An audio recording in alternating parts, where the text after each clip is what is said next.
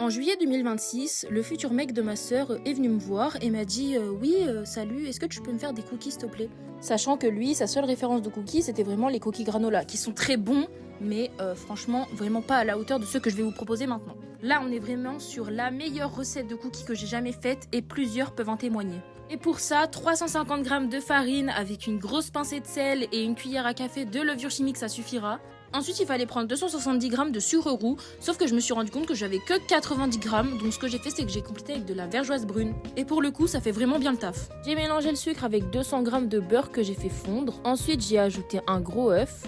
Et une fois que j'ai bien mélangé, j'ai ajouté cette préparation à la farine avec un peu d'extrait de vanille. Le mieux même, ça aurait été de mettre une gousse, mais j'en avais pas. Ensuite, je suis venue mettre 200 g de pépites de chocolat. Donc moi, en fait, c'est une tablette que j'ai coupée pour avoir des plus gros morceaux de chocolat. Hop!